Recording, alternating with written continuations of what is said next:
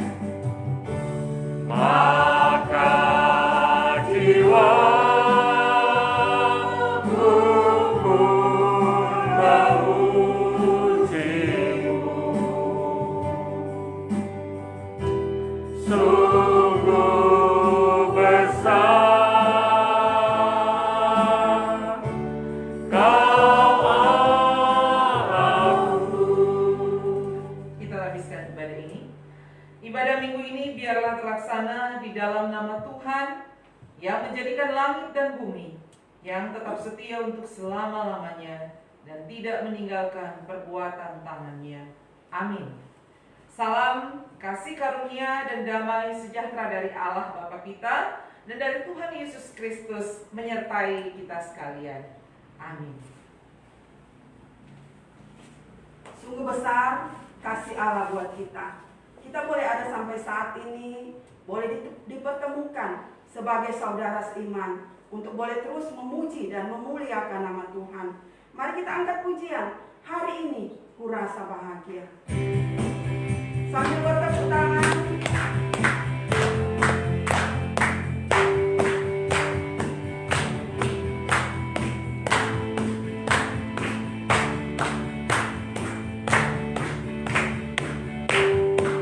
Hari ini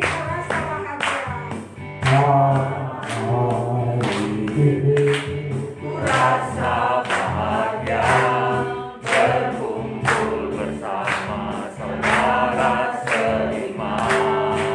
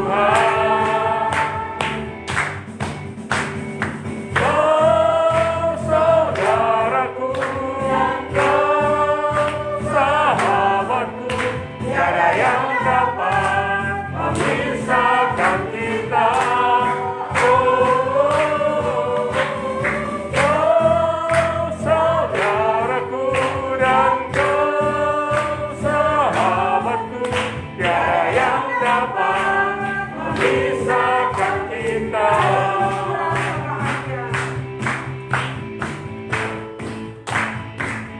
Mari dengan penuh sukacita kita boleh memuji dan memuliakan Allah. Hari ini ku rasa bahagia berkumpul bersama saudara seiman. Tuhan Yesus telah satukan kita tanpa memandang di antara kita. Bergandengan tangan dalam kasih, dalam satu hati, berjalan dalam terang kasih Tuhan. Kau saudaraku dan kau sahabatku, tiada yang dapat memisahkan kita.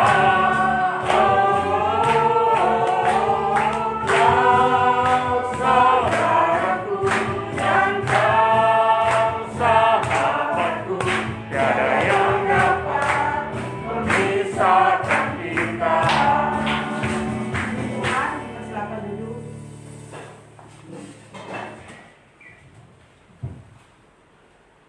Firman Tuhan dalam Mazmur 139 ayat 23 sampai 24 berkata, selidiki aku ya Allah, dan kenalah hatiku, ujilah aku, dan kenalah pikiran-pikiranku. Lihatlah, apakah jalanku serong, dan tuntunlah aku di jalan yang kekal. Jemaat yang dikasihi Tuhan, sepanjang kehidupan kita, ada banyak hal yang kita lakukan yang tidak menyenangkan hati Tuhan. Ada banyak hal yang kita lakukan yang tidak sesuai dengan kehendak Tuhan. Untuk itu saat ini, mari kita datang di hadapan Tuhan, memohon agar Allah yang akan menyelidiki hati dan pikiran kita dan mengampuni setiap kesalahan dan dosa kita. Dalam persiapan, kita angkat pujian, selidiki aku.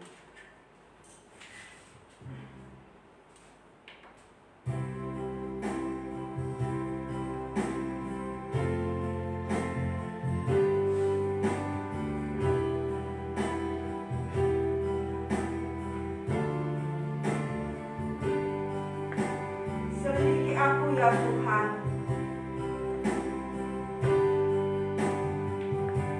Selidiki aku, lihat hatiku, apakah ku sungguh mengasihimu, Yesus, Kau yang Maha Tahu dan menilai hidupku, tak ada yang tersembunyi bagimu.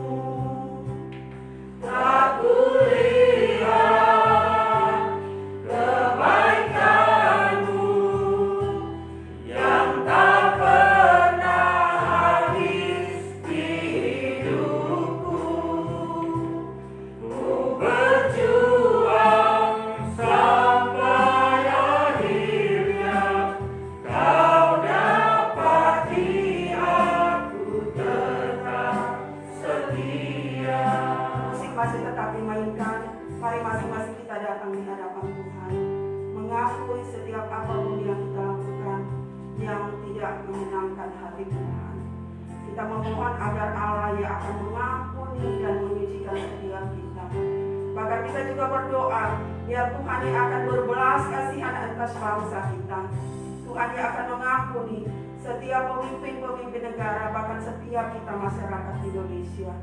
Mari sama-sama kita berdoa di hadapan Tuhan.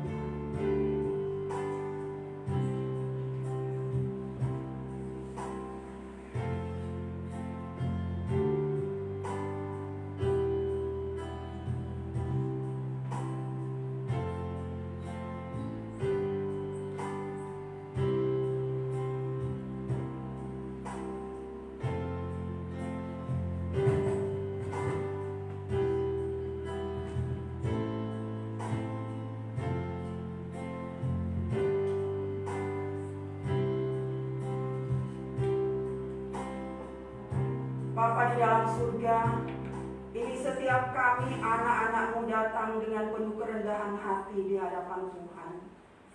Ada begitu banyak kesalahan dan dosa yang sudah kami lakukan, yang tidak sesuai dengan kehendak Tuhan. Kami sebagai anak-anak-Mu kadangkala lalai dalam datang untuk bersekutu, memuji dan memuliakan nama Tuhan. Kadangkala kami lalai untuk membaca dan merenungkan firman Tuhan. Kadangkala kami lalai untuk datang berdoa di hadapan Tuhan. Bahkan sebagai pelayan-pelayan-Mu, kami tidak bertanggung jawab dengan tugas pelayanan kami. Ampuni dan sucikan kami Tuhan. Kami sebagai orang tua tidak menjadi panutan buat anak-anak kami. Ampuni sucikan kami Tuhan. Kami sebagai anak-anak kadangkala kami tidak dengar-dengaran kepada orang tua kami. Ampuni sucikan kami Tuhan. Bahkan sebagai istri, sebagai suami, kami kadangkala tidak menjadi berkat satu dengan yang lain. Ampuni sucikan kami Tuhan. Bahkan sebagai orang-orang pilihan Tuhan, kami seringkali menjadi batu sandungan buat orang lain. Ampuni sucikan kami Tuhan. Terima kasih untuk pengampunan-Mu Tuhan. Terima kasih untuk kasih-Mu yang besar buat kami.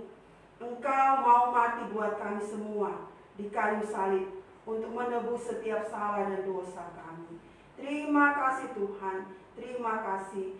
Ini doa kami, ini pengakuan kami di hadapan Tuhan. Di dalam nama Tuhan Yesus Kristus adalah Tuhan dan Juru Selamat kami yang hidup. Kami sudah berdoa. Amin. Saudara-saudara, firman Tuhan tertulis dalam Mazmur 32 ayat 1-2. Dari Daud, nyanyian pengajaran. Berbahagialah orang yang diampuni pelanggarannya, yang dosanya ditutupi.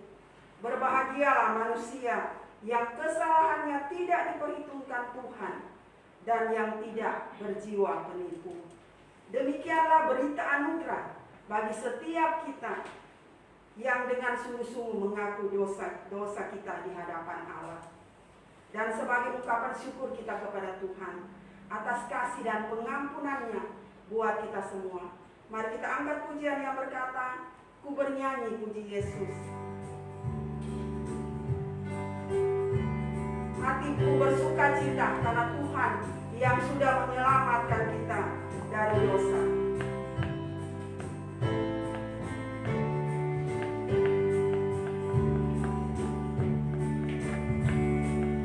Hatiku bersuka cita karena Ia selamatkanku.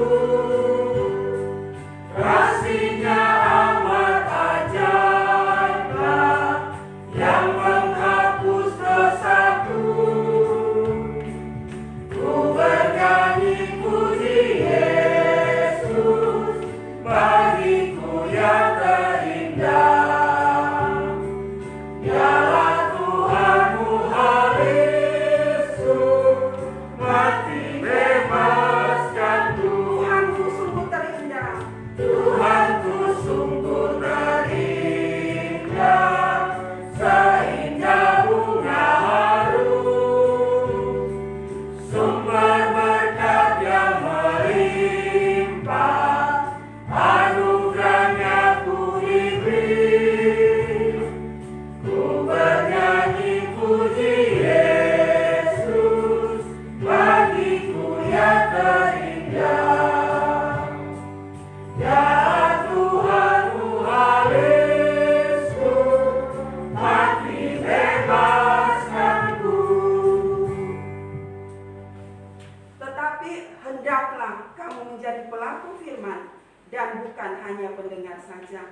Sebab jika tidak demikian, kamu menipu diri sendiri. Yakobus 1 ayat 22. Saat ini mari kita siapkan hati dan pikiran kita untuk dilawat lagi dengan kebenaran firman Tuhan. Doa dan pembacaan firman Tuhan akan disampaikan oleh hambanya, Evangelis Merlin Mokalu. Dalam persiapan, kita angkat pujian, Ku rindu sabdamu.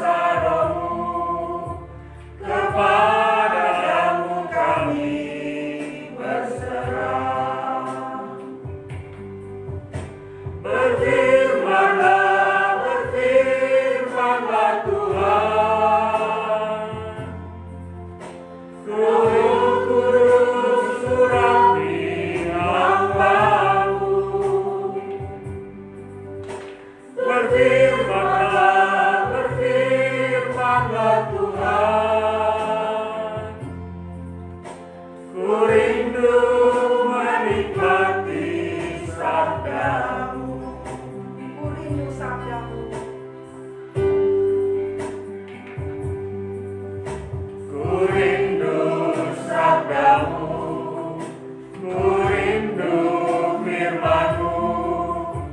Firman Tuhan Yesus yang erat dan berkuasa. Berfirmanlah Tuhan oleh kuasa Roh-Mu, kepadamu kami berserah. Berfirmanlah, berfirmanlah Tuhan. Roh Kudus urapi hamba-Mu. Berfirmanlah, berfirmanlah Tuhan. Ku rindu menikmati sabda-Mu. Kita tundukkanlah, kita berdoa. Ya Tuhan, itulah kerinduan kami untuk boleh menikmati sabda-Mu, untuk terus mendengar Tuhan suara Tuhan lewat kebenaran firman Tuhan. Kami butuh Tuhan di dalam kehidupan kami, supaya betul-betul Tuhan hidup kami, hidup yang sejalan dengan apa yang Kau kehendaki, hidup seturut dengan apa yang Tuhan mau di dalam hidup kami. Berfirmanlah Tuhan di saat ini lewat hamba-Mu ini yang terbatas Tuhan. Kami rindu untuk terus dibentuk Tuhan lewat kebenaran firman Tuhan. Buka hati kami dan tuntun hamba-Mu Tuhan yang akan menyampaikannya. Waktu-waktu kami akan belajar firman Tuhan, kami serahkan hanya di dalam nama Yesus Kristus. Amin.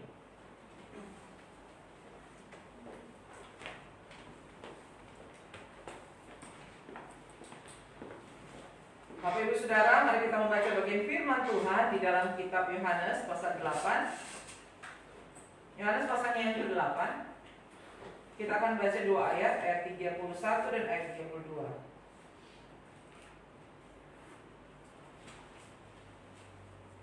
Yohanes 8 ayat 31 dan 32. Bunyinya demikian. Maka katanya kepada orang-orang Yahudi yang percaya kepadanya, "Jikalau kamu tetap dalam firman-Ku, kamu benar-benar adalah murid-Ku. Dan kamu akan mengetahui kebenaran, dan kebenaran itu akan memerdekakan kamu."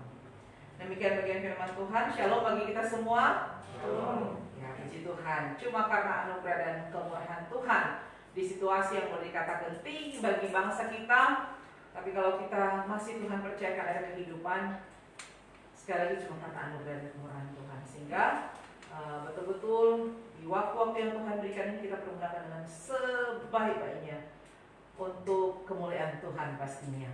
Bapak Ibu Saudara, di sekitar tahun 2018 kita semua dikejutkan dengan satu peristiwa yang luar biasa yang terjadi di salah satu kota di Indonesia, di mana ada seorang guru kesenian di salah satu SMA negeri di Jawa Timur. Dia meninggal karena dibunuh oleh seseorang, dan orang itu tidak lain adalah muridnya sendiri, ya, muridnya sendiri. Dan hal ini membuat kita menjadi sangat-sangat miris tentunya, ya. Seorang panutan, seorang guru yang harusnya dihormati, dihargai oleh para muridnya, tetapi ternyata dia melakukan tindakan yang sangat keji terhadap panutannya, teladannya, atau gurunya. Sehingga ada seorang diplomat, ya, asal Inggris, dalam bukunya dia menuliskan, karena dia mengamati banyak sekali perilaku para murid, dan dia menuliskan bahwa banyak murid memberikan jawaban yang benar pada saat ujian, tetapi mereka gagal untuk menerapkan pelajaran yang diterima itu. Artinya mereka hanya menjadi murid untuk satu tujuan, supaya bisa lulus lah, ya kan, untuk supaya dapat ijazah. Tetapi apa yang mereka terima tidak bisa diterapkan di dalam kehidupan mereka. Sehingga benarkah dia disebut sebagai seorang murid, ya kan? Apakah dia sungguh-sungguh seorang murid atau tidak? Kalau kita melihat bacaan kita ini, Yesus mengungkapkan merupakan hal yang harusnya juga menjadi cerminan atau kita boleh berkaca terhadap diri kita sendiri. Apa yang Yesus katakan? Saudaraku, di dalam ayat yang ke-31. Maka katanya kepada orang-orang Yahudi yang percaya kepadanya, "Jikalau kamu tetap dalam firman-Ku, kamu benar-benar adalah murid-Ku." Artinya sungguh-sungguh murid, benar-benar murid. Atau dengan kata lain, sebenarnya Yesus mengungkapkan ada murid yang betul atau ada murid yang tidak betul, ya kan? Ada murid yang nyata, ada murid yang tidak nyata, murid yang autentik atau yang benar, dan murid yang palsu sebenarnya. Jika Yesus mengatakan demikian, ada yang mungkin cuma secara lahiriah saja, ada yang betul-betul murid yang dari akar-akarnya dia disebut sebagai seorang murid. Nah, dalam kehidupan kita menemukan memang benar banyak sekali kepalsuan, ya kan? Banyak sekali hal yang palsu. Kita sangat sulit membedakan mana yang benar, mana yang palsu, ya kan? Makanya ada orang yang suka belajar, cuma belajar baik-baik yang palsu. Padahal salah sebenarnya, harus kita belajar betul-betul mana yang benar sehingga kita mampu membedakan mana yang palsu dan mana yang benar. Sehingga betul-betul kita melihat bahwa Yesus mau menunjukkan ada murid yang sungguh-sungguh, yang benar, atau murid yang palsu, yang hanya statusnya seolah sebagai murid, tapi dia tidak benar menjadi seorang murid. Nah, keberadaan Kristen pun di dalam kehidupan kekristenan kita dipenuhi dengan kepalsuan, yang sehingga kita kadang-kadang bilang begini, orang Kristen rajin masuk gereja, tapi kok hidupnya seperti ini, ya? Pendusta, penipu, apalagi yang sering kali kita ungkapkan sambil kita geleng-geleng kepala. Betul-betulkah dia orang Kristen? Betul-betulkah dia murid Kristus? Karena dia rajin sekali masuk gereja, karena dia rajin sekali pelayanan. Dan Yesus mau mengungkapkan, ya, mau menyatakan benar, dia katakan di sini benar-benar atau sungguh-sungguh. Nanti ada yang tidak benar dan ada yang tidak sungguh-sungguh, ya. Sehingga kita harus jeli melihat hal ini.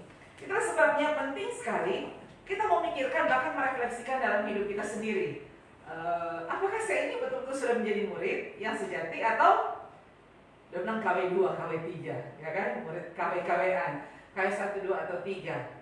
Ada kerinduan kita betul-betul kita menjadi murid Kristus, kita betul-betul adalah murid Kristus. Nah, jika demikian, apa sih yang menjadi ciri identitas kita sebagai murid Kristus?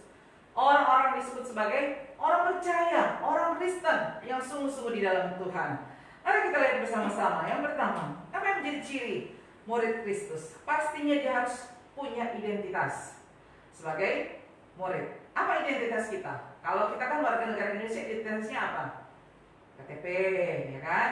Orang yang sudah punya, yang bisa mengendarai kendaraan, pasti harus punya SIM. Yang paling simpel itu identitas seorang itu dia punya KTP. Apa sih KTP-nya kita orang Kristen? Menandakan bahwa iya dia benar-benar orang Kristen. Atau sudah cukup dengan kenapa kita punya KTP? Tertulis apa? Agama Kristen Protestan. Tetapi yang menjadi identitas orang-orang Kristen atau murid Kristus, murid yang sejati adalah apa? Iya, tuh dia sudah menjadi milik Kristus atau sudah menerima karya keselamatan, punya kewarganegaraan sorga, walaupun tidak tertulis. Nah, kita sering bilang kita punya KTP ini ada dua, warga negara Indonesia dan warga negara sorga. Artinya itu yang paling utama. Dia sudah mengakui bahwa Yesus adalah Tuhan dan Juru Selamat, mengaku dosa di hadapan Tuhan, berbalik daripada dosa-dosa itu, mengalami pertobatan, dan benar-benar menjadikan Tuhan Yesus sebagai Tuhan dan Juru Selamat pribadi. Jadi identitas atau ciri yang paling utama, yang pertama dari seorang murid Kristus adalah dia sudah mengalami karya keselamatan dari Yesus Kristus, menjadikan Tuhan Yesus sebagai Tuhan dan Juru Selamat pribadi. Itu yang paling utama. Sudah lahir baru. Lalu ada seorang teman hamba Tuhan sharing, dia bilang, aduh, kok kayaknya susahnya ya? Saya menemukan di daerah ini kalau bertanya tentang keselamatan, tentang hidup baru, orang-orang pada bingung, ya. Orang-orang pada bingung waktu dia mewawancarai untuk menjadi guru, ya, guru sekolah Kristen. apakah sudah lahir baru, sudah terima Yesus? Mereka bingung. Karena seolah tidak lazim. Ya namanya sudah Kristen, ya Kristen saja. Ya kan? Saya sudah Kristen, iya betul. Tapi apakah sudah mengalami karya keselamatan Tuhan, sudah lahir baru, sudah menjadikan Dia sebagai Tuhan dan Juru Selamat? Katanya orang-orang itu pada bengong, guru-guru itu bingung. Hah? So Kristen?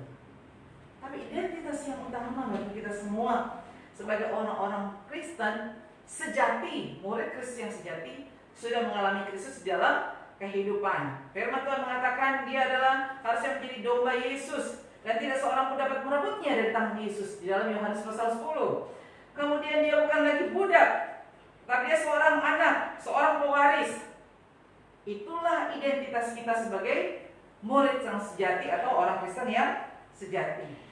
Nah, kemudian apa yang menjadi ciri kita sebagai orang Kristen? Injil Yohanes menegaskan, dikatakan bahwa jika orang-orang Kristen tinggal dalam firman Kristus, maka mereka adalah murid-murid Kristus. Yang pertama pastinya sudah menerima Yesus sebagai Tuhan dan Juru Selamat, menjadikan Dia sebagai Tuhan dan Juru Selamat. Dan yang kedua pastinya menurut bagian bacaan kita tinggal di dalam firman Kristus, artinya berakar, bukan hanya menguasai. Banyak orang pintar menguasai, ya kan, menguasai firman Tuhan sebagaimana para ahli Taurat. Apa sih yang mereka tidak tahu, ya kan? Tetapi yang Tuhan mau tinggal di dalam, berakar, bukan hanya menguasai, tapi dikuasai oleh firman itu. Bukan hanya menguasai, beda ya. Bukan hanya menguasai, tetapi dikuasai oleh firman itu. Nah, seorang penulis bernama Barnabas Piper, dia memperhatikan hal yang serupa di dalam kehidupannya. Ternyata menurut dia banyak sekali orang-orang yang hanya menguasai, tapi tidak dikuasai. Dia katakan, saya pikir saya dekat dengan Allah karena saya tahu segala-galanya. Artinya segala yang tertulis dalam Alkitab. Tetapi katanya, ternyata saya telah membodohi diri saya sendiri karena menganggap pengetahuan itu sama dengan pengenalan akan Yesus. Jadi apa yang dikatakan, saya mengungkapkan bahwa orang lebih banyak menguasai Alkitab. Itu harus memang, ya kan? Tetapi tidak mau dikuasai oleh firman Tuhan. Petrus tadi sudah menuntun, jangan cuma menjadi pendengar, tapi menjadi pelaku. Dan itu yang paling utama sebenarnya. Jadi bukan menjadi pendengar, itu betul, berarti dia menguasai, dia tahu segala sesuatu. Tapi untuk melakukan, sama seperti Pak ahli Taurat, orang-orang Farisi. Mereka menuntut orang lain untuk melakukan, tapi mereka tidak menuntut diri sendiri untuk melakukan firman Tuhan. Artinya harus benar-benar dikuasai oleh firman Tuhan. Dan kata Piper tadi, saya membodohi diri saya sendiri. Artinya dalam pikirannya pengenalan yang benar atau dia menguasai Alkitab itu sudah cukup. Tetapi ternyata itu tidak cukup. Harus betul dikuasai, diikuti dengan penguasaan yang benar akan firman Allah, tapi juga mau dikuasai. Mau dikuasai artinya betul-betul apa isi firman Tuhan itu menguasai kehidupannya, sehingga dia mau melakukannya. Sehingga kalau kita cermati, kalau kata istilah atau kata benar-benar di dalam Alkitab ini menegaskan bahwa betul-betul sesuatu itu asli, betul. Ada kan orang bilang, ini kalau ditawarin, ini asli loh, ini asli. Bahkan ada seorang yang tertipu. Dia pikirnya sebawa itu tas yang harga puluhan juta, ya, saya lihat di berita.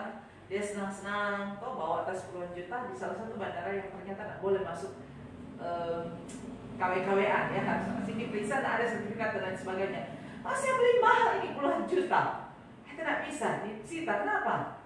Ternyata palsu, ya kan? Sehingga betul-betul harus diperhatikan dengan benar bahwa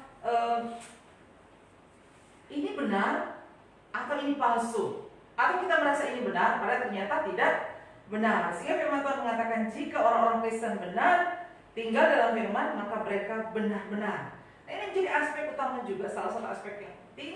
Orang-orang Kristen disebut sebagai murid yang sejati, murid Kristus yang sejati, bahwa dia memastikan bahwa firman Tuhan itu tinggal di dalam kehidupannya. Bukan hanya begini, kalau saya lagi sedih, toh dalam pergumulan kita ingat Roma 8 ayat 28, toh kita tahu Allah bekerja dalam segala sesuatu untuk mendatangkan kebaikan. Tetapi ketika kita diingatkan oleh Tuhan untuk apa? Jangan mengingini, maksudnya Apa lagi? Jangan memfitnah, jangan berkata dusta. Kita mengesampingkan, oh ya, yang tinggal ini cuma yang meneguhkan, menguatkan saya, tapi yang menegur saya di luar dulu, jangan dulu, ya kan? Sehingga tidak 100% kita itu dikuasai oleh kebenaran firman Tuhan.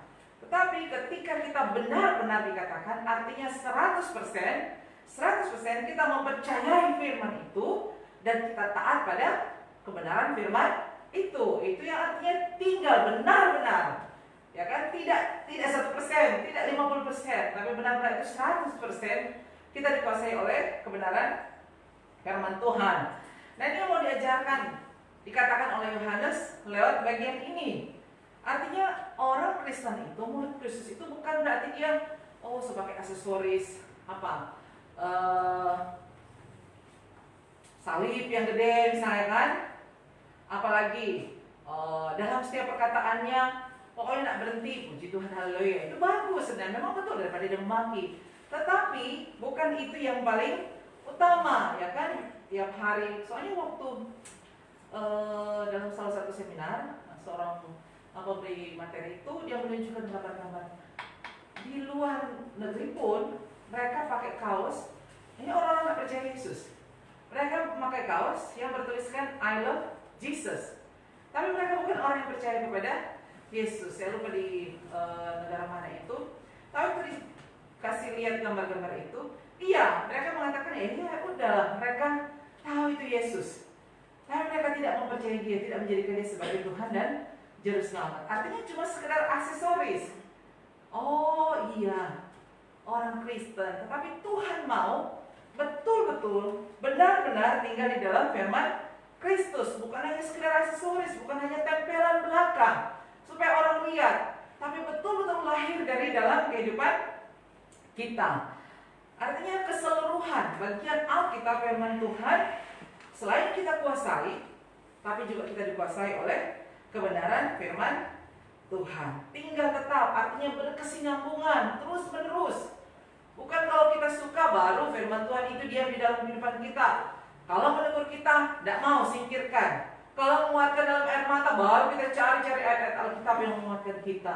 Tapi itu berkesinambungan, tidak berhenti, terus-menerus ada.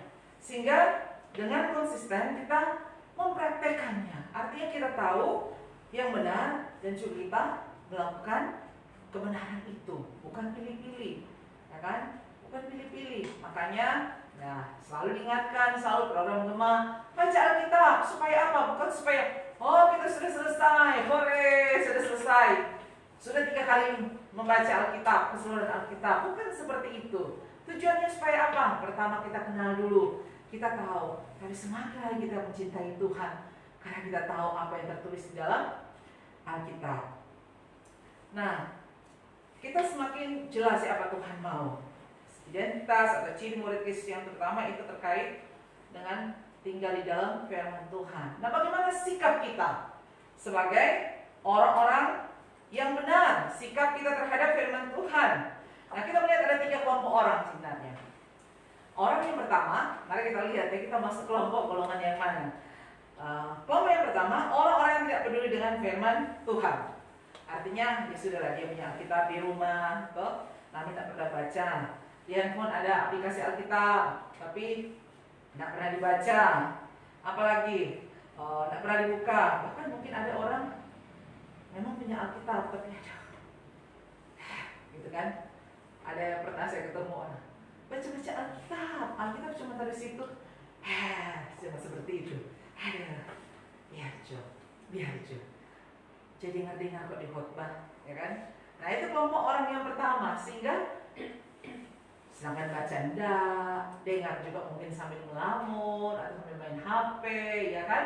Bagaimana dia tahu? Sehingga ada di satu waktu ditanyakan, ya kan? Siapa yang menentukan tembok Yeriko? Siapa yang menentukan? Sambil dia melamun karena tidak tahu, saking gugupnya. Bukan saya. Kenapa? Karena tidak tahu. Ya kan? Ada pengenalan yang benar, kan? Firman Tuhan, hal-hal yang sederhana sebenarnya. Tetapi apa? Tidak mau, tidak peduli dengan kebenaran firman Tuhan. Kemudian golongan yang kedua. Golongan yang kedua adalah orang-orang yang tahu betul mereka perlu firman Tuhan dalam kehidupan. Namun seringkali gagal untuk membaca dan merenungkannya. Nah, golongan yang kedua ini banyak di antara orang-orang Kristen, orang-orang yang mengaku percaya. Kenapa?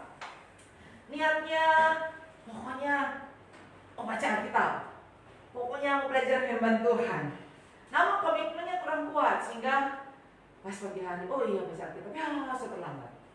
Oh nanti malam, pas malam, ya so ngantuk.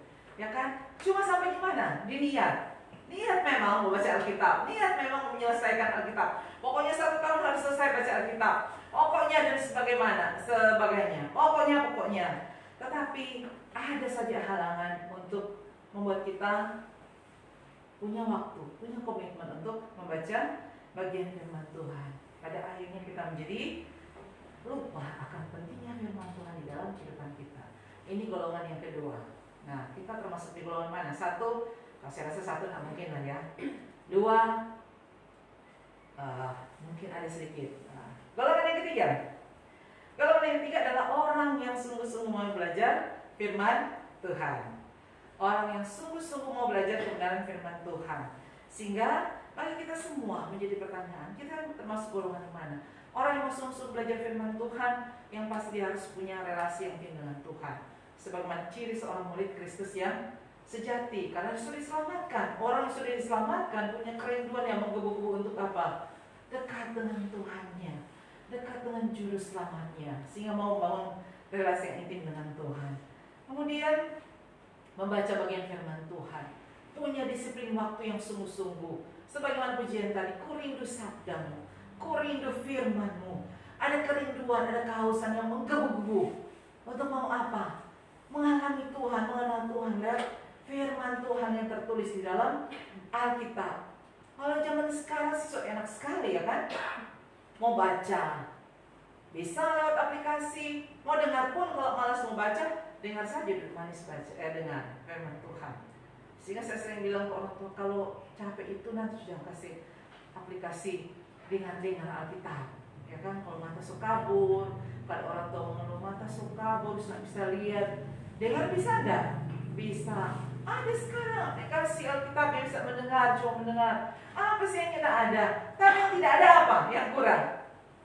Niat, keinginan, motivasi untuk apa? Haus akan kebenaran firman Tuhan. Nah, kita termasuk di golongan mana? Sikap orang-orang terhadap firman Tuhan. Harusnya ciri orang Kristen sejati, murid Yesus seperti yang dikatakan oleh di dalam kitab Yohanes, benar-benar adalah murid Kristus, orang yang sudah punya identitas, orang yang sudah diselamatkan. Kemudian apa? Dia tinggal di dalam firman, dikuasai dengan firman Tuhan, yang dibarengi dengan sikap yang benar tentu saja. Sikap yang benar terhadap firman Tuhan. Acuh tak acuh, punya niat tapi tidak melakukan, dan yang terakhir punya kehausan dan kesungguhan. Dan kerinduan saya, harapan saya, kita semua punya kehausan akan firman Tuhan. Walaupun memang itulah gunanya persekutuan, kita perlu saling mendorong satu dengan yang lainnya. So baca Alkitab sampai di mana? Akhirnya itu firman Tuhan apa?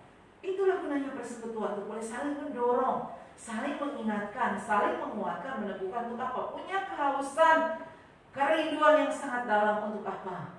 Mencari kehendak Tuhan lewat kebenaran firman Tuhan. Ada rasa haus dan lapar akan firman Tuhan tiap-tiap waktu. Apalagi di situasi saat ini, orang jadi ketakutan. Tetapi ketakutan yang dibarengi dengan apa? Makanya ada orang takut di masa corona ini dengan cara apa? Ya, ada yang betul-betul mencari pengamanan, gitu kan? Kalau sekarang pemerintah menganjurkan supaya kita menjaga diri sendiri, menjaga juga keluarga kita, suruh pakai masker dan lain sebagainya, tidak keluar-keluar, kan? Jalanan jadi sangat-sangat sepi. Di beberapa waktu ini bahkan kalau tidak salah sudah ada mungkin ada sweeping sampai tanggal 20 untuk rapid dadakan kalau ada pertemuan-pertemuan. Memang betul-betul situasi saat ini menggentarkan hati. Sampai tadi malam saya melihat sampai rasanya air mata. Ya Tuhan, begini mungkin situasi yang terjadi ketika bangsa Israel dihukum Tuhan oleh karena kedegilan mereka dimusnahkan. Hari malam di TPU ia disiapkan untuk pasien COVID yang meninggal. Ia tinggal digali-gali dengan alat berat. Ambulans antri. Karena apa? Galian belum siap. Orang yang akan menguburkan juga tidak cukup. Itu situasi yang ada sekarang, yang terjadi sekarang ini, sehingga menimbulkan ketakutan, menimbulkan kegentaran. Ya, ketakutan, kegentaran. Siapa tidak takut? Kami pun hamba Tuhan takut, gentar. Tapi takut dan gentar itu diresponi dengan cara apa? Ya kan? Apakah kita akan bersembunyi selamanya? Tidak, bukan. Saya selalu ingatkan, di waktu-waktu ini Tuhan ingatkan, di tengah ketakutan, kegentaran kita, semakin sungguh-sungguh dengan Tuhan, semakin mencari Tuhan dan kehendaknya di dalam kehidupan kita. Apa yang mau kita buat? Tidak pandang miskin kaya, tidak pandang dia kuat atau dia punya jabatan. Jika waktunya tiba, semua akan kembali. Kita melihat, menyaksikan situasi yang ada saat ini. Sehingga apa yang mau kita lakukan? Apakah ketakutan itu akan membuat kita semakin terpuruk, atau kita mau bangkit semakin mencari Tuhan, berseru dan datang kembali kepada Tuhan untuk tinggal di dalam firman-Nya, dikuasai sehingga kita mampu menghadapi situasi-situasi apapun. Ini bilang pasrah, Jono. Iya betul, kita harus pasrah kepada Tuhan. Tapi pasrah bukan pasrah yang ya sudah, tetapi pasrah artinya pasrah yang mau berjuang untuk hidup memperkenankan hati Tuhan di sisa hidup yang masih Tuhan percayakan bagi kita semua. Tidak memandang bulu saat ini, kita semua dihadapkan pada kenyataan yang sesungguhnya. Kalau mungkin Nada ini masih mungkin belum kelihatan lebih jelas, tetapi kalau kita lihat di Jakarta, sangat-sangat menyedihkan melihat situasi yang ada. Ada seorang ibu yang isolasi mandiri di rumah dan meninggal. 15 jam kemudian baru bisa dijemput. Kenapa? Karena tenaga tidak cukup. Tenaga kesehatan, tenaga yang akan mengangkut, ambulans yang akan mengangkut tidak cukup. Dan baru kali ini melihat ambulans itu antri begitu panjang, menunggu giliran untuk orang yang ada di dalamnya untuk dimakamkan. Harusnya kita disadarkan dengan situasi yang ada saat ini. Situasi yang ada saat ini. Sudahkah kita haus akan Tuhan? Sudahkah kita tinggal tetap di dalam Tuhan dan firman-Nya, sehingga kita makin hari makin mengerti apa sih kehendak Tuhan bagi kita? Tuhan mau berbicara apa kepada kita? Di situasi saat yang harusnya banyak orang datang kepada Tuhan dan bersyukur. Ada seruan untuk berdoa, ada seruan untuk pertobatan bagi kita semua. Orang-orang yang mengaku percaya, tetapi hidupnya tidak sejalan dengan apa yang dia percayai. Ini juga mengingatkan, identitas kita benarkah sejalan dengan sikap kita di dalam menjalani kehidupan ini.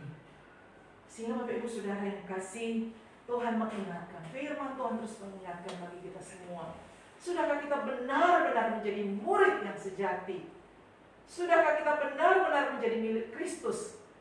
Atau pada akhirnya ketika kita berkaca lagi pada firman Tuhan, belum, saya masih masuk di KW2. Ya kan, mau bilang palsu juga tidak enak kan? Saya masih belum sungguh-sungguh. Ciri murid yang sejati belum ada di dalam kehidupan saya. Dan ciri murid sejati yang terakhir kita lihat di dalam Yohanes pasal 15 ayat 8. Dalam terjemahan firman Allah yang hidup dikatakan, murid-muridku yang sejati menghasilkan buah yang berlimpah-limpah. Ini mendatangkan kemuliaan besar kepada Bapakku.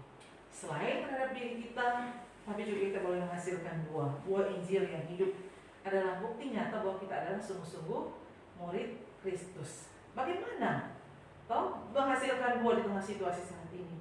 Seruan-seruan yang kita katakan pada orang-orang sekitar kita, mungkin dengan cara yang sederhana. Ketika mereka mengeluh, katakan, aduh situasi ini menakutkan, apa yang harus saya lakukan? Datang kepada Tuhan, cari Tuhan dan kehendak-Nya, berbalik, bertobat, memohon pengampunan Tuhan dan hidup memperkenankan hati Tuhan. Di saat orang-orang saat ini berlomba-lomba mencari, makin hari makin mencari, saya katakan bahwa ketika satu hal yang kita inginkan tercapai, kita masih akan terus menuntut satu hal lagi, makin tinggi. Kenapa? Karena kita belum dipuaskan sesungguhnya. Siapa atau apa yang bisa memuaskan kita? Hanya Tuhan Yesus yang bisa memuaskan hidup kita, kedahagaan kita, akan jabatan, akan harta, kekayaan, dan lain sebagainya. Siapa yang bisa memuaskan itu? Tidak ada satupun yang bisa memuaskan. Hanya siapa? Tuhan Yesus yang bisa memuaskan kita. Tuhan yang bisa memuaskan dahaga kita. Kehausan kita akan berbagai macam hal yang dunia tawarkan. Kita tidak akan pernah kenyang kalau Tuhan Yesus tidak tinggal di dalam hidup kita, memuaskan hasrat kita, memuaskan setiap keinginan kita. Hanya Tuhan Yesus yang sanggup menjawab. Sehingga pujian yang mengatakan Yesuslah jawaban itu tidak salah sebenarnya. Walaupun ada orang bilang, mau dikasih soal ke Tuhan, kau minta Tuhan yang jawab. Ya betul, persoalan di dunia ini Yesus jawaban di dalam kehidupan kita. Sehingga kita boleh menjadi berkat. Ketika kita sudah merasakan bahwa Tuhan yang sudah memuaskan hasrat kita, memenuhi kehidupan kita lewat firman-Nya, maka kita boleh menjadi berkat, menghasilkan buah. Sebagaimana di dalam Efesus 2 ayat 10 mengatakan bahwa apa? Kita diciptakan untuk melakukan pekerjaan baik, menghasilkan buah. Ketika orang dalam terpurukkan situasi, datang pada Tuhan. Satu kalimat yang mungkin dulu di situasi yang aman-aman kita ucapkan itu, orang akan menertawakan kita, merasa hambar. Tapi kalau kita nyatakan, saya pun sudah mengalami itu, datang kepada Tuhan, maka orang akan mulai merenungkan. Karena apa? Sudah melihat situasi yang ada saat ini, kan merenungkan, iya, hanya datang kepada Tuhan. Sehingga Bapak Ibu Saudara sekalian, kita terus diingatkan, apakah kita benar-benar adalah murid yang sejati, atau kita hanya sekedar sebagai murid. Kalau kita murid yang sungguh-sungguh sejati, kita sudah hidup di dalam Tuhan, menerima anugerah keselamatan. Bahkan firman Tuhan menguasai hidup kita, tinggal di dalam kita, dan kita boleh punya sikap yang benar terhadap firman Tuhan, dan boleh menghasilkan buah bagi kemuliaan nama Tuhan. Mari kita jalani sisa hidup yang masih Tuhan percayakan. Kita tidak tahu kapan itu, di situasi saat ini, kita tidak tahu sampai berapa lama. Hiduplah semakin sungguh-sungguh dengan Tuhan. Hiduplah semakin sungguh-sungguh dengan Tuhan. Menjadilah berkat bagi banyak orang. Tuhan memberkati kita semua dengan firman. Amin. Ya Tuhan, biarlah Tuhan terus menguasai hidup kami. Hidup yang cuma anugerah ini Tuhan. Kami ada di tengah dunia yang saat ini Tuhan, di tengah situasi yang sangat mencekam di kota kami ini, di bangsa ini terutama Tuhan. Hidup ini cuma karena anugerah Tuhan. Dan biarlah sisa hidup ini terus dikuasai oleh-Mu Tuhan. Kami terus diingatkan akan panggilan kami yang pertama kali, cinta mula-mula kepada Tuhan. Untuk kami berbalik lagi kepada-Mu Tuhan ketika kami semakin menjauh dari Engkau. Untuk semakin Tuhan dekat dengan Engkau.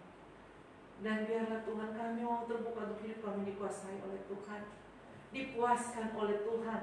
Ketika banyak keinginan kami yang belum terpuaskan, biarlah kami ingat Tuhan, oh hanya Engkau satu-satunya yang sanggup memuaskan dahaga kehausan kelaparan kami. Hanya Tuhan yang sanggup memuaskan Tuhan, hasrat kami itu Tuhan. Dan biarlah sikap kami Tuhan Yesus tolong, untuk terus Tuhan punya kerinduan mencari Tuhan, punya kerinduan untuk mengenal Tuhan dan firman-Mu. Bahkan Tuhan, pakai kami untuk boleh menjadi alat-Mu, menjadi berkat, berbuah Tuhan, menopang orang-orang di sekitar kami, meneguhkan mereka Tuhan, bahwa hanya Tuhan Yesus satu-satunya jalan menghadapi berbagai macam tantangan, menghadapi ketakutan, kekhawatiran hidup ini. Yesuslah jawaban di dalam hidup kami. Tuhan berkenan memakai kami gereja-Mu, memakai kami pribadi lepas pribadi Tuhan, untuk menjadi alat Tuhan di tangan-Mu. Ya Tuhan, Tuhan yang begitu banyak, tapi pekerja begitu sedikit. Pakai kami untuk menjadi pekerja-pekerja-Mu Tuhan, di ladang Tuhan saat ini. Teguhkan firman ini Tuhan bagi kami semua. Di dalam nama Yesus kami berdoa. Amin.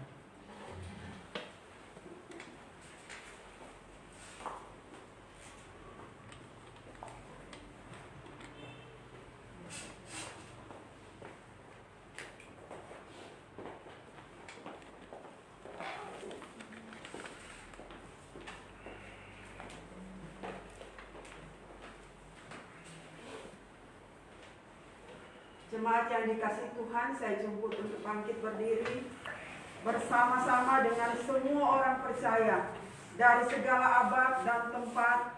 Kita akan mengikrarkan pengakuan iman kita menurut pengakuan iman rasuli. Demikian, aku percaya kepada Allah Bapa yang Maha Kuasa, Khalik langit dan bumi, dan kepada Yesus Kristus yang tunggal Tuhan kita, yang dikandung daripada Roh Kudus, lahir dari darah Maria, yang menderita di bawah pemerintahan Pontius Pilatus, disalibkan, mati dan dikuburkan, turun ke dalam neraka dan maut. Pada hari yang ketiga bangkit pula dari antara orang mati, naik ke surga, duduk di sebelah kanan Allah, Bapa yang Maha Kuasa, dan akan datang dari sana untuk menghakimi orang yang hidup dan yang mati. Aku percaya kepada Roh Kudus, gereja yang kudus dan am, persekutuan orang kudus, pengampunan dosa, kebangkitan tubuh dan hidup yang kekal.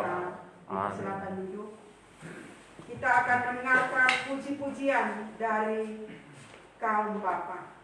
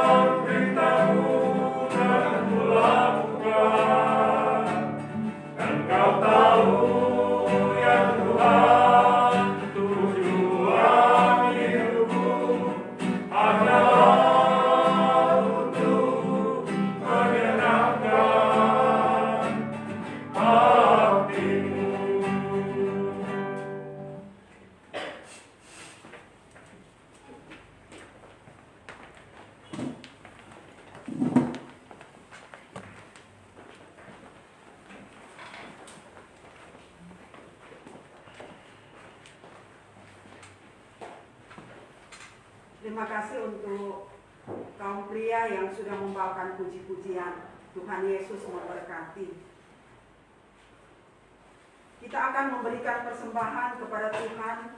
Mari kita memberi yang terbaik sambil kita mengingat firman Tuhan dalam Mazmur 4 ayat 5 berkata, persembahkanlah korban yang benar dan percayalah kepada Tuhan. Sambil kantong persembahan dijalankan, kita angkat pujian Betapa Hatiku.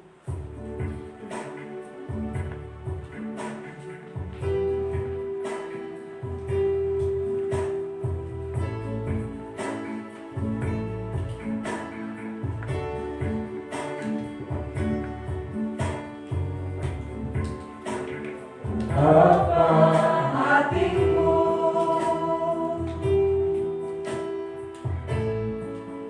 berterima kasih Yesus,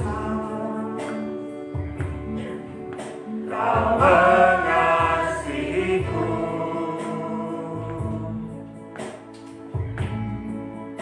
Kau memilikiku.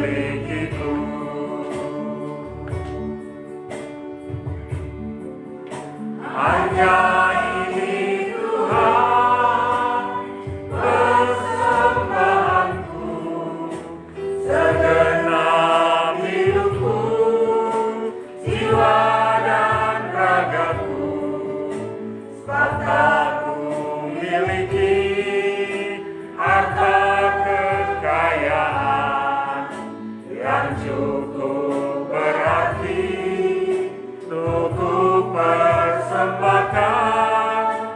Hanya ini Tuhan permohonanku, terimalah Tuhan persembahanku, pakailah hidupku sebagai alatmu seumur hidupku.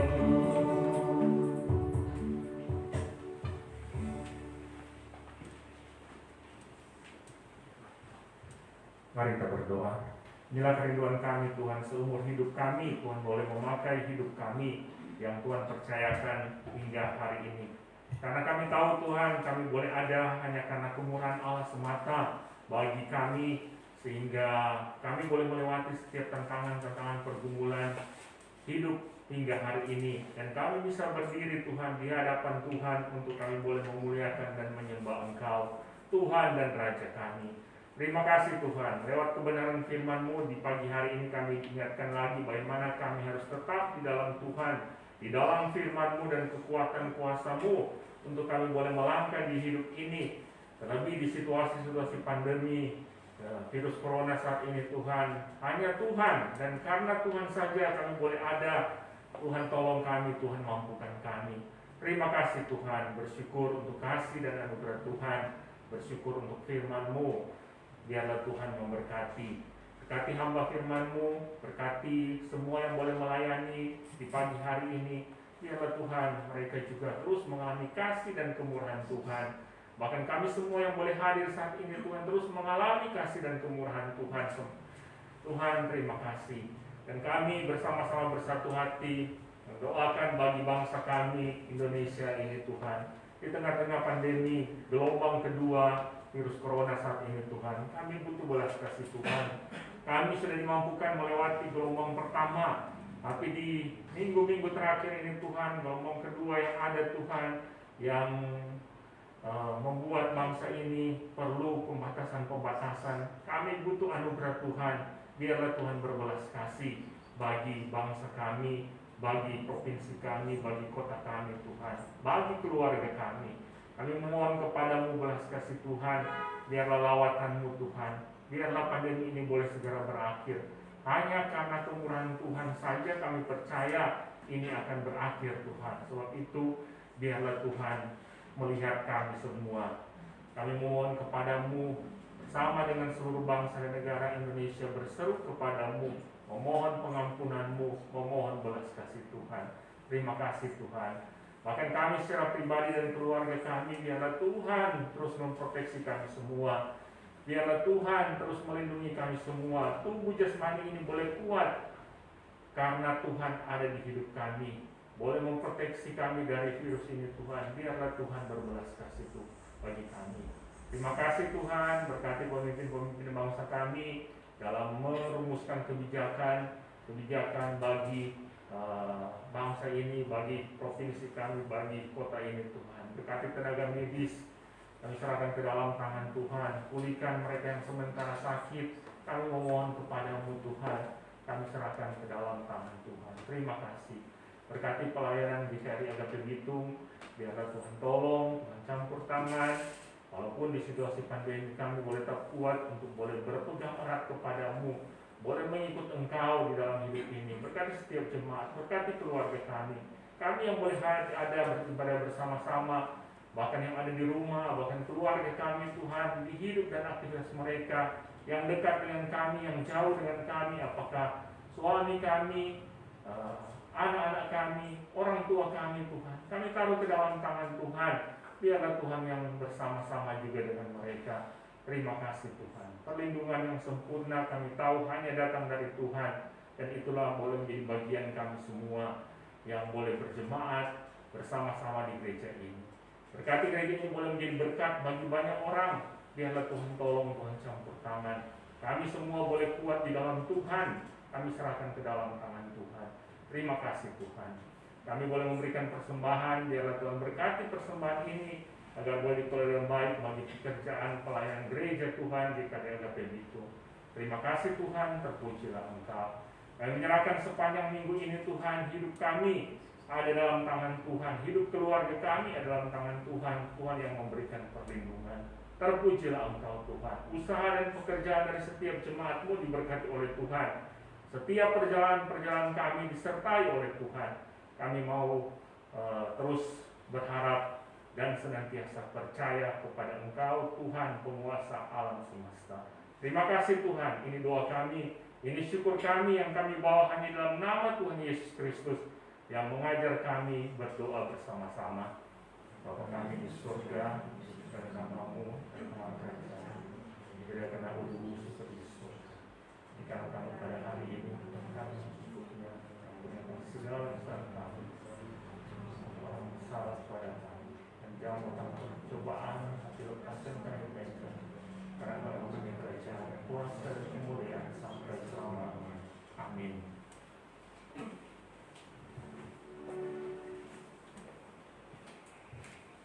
Jemaat saya jemput untuk bangkit berdiri. Kita akan mengakhiri ibadah saat ini. Biarlah segala pujian, hormat dan kemuliaan kita kembalikan kepada Allah Tritunggal. Doksologi doa dan berkat oleh hambanya Ekomis Merlin Mukami.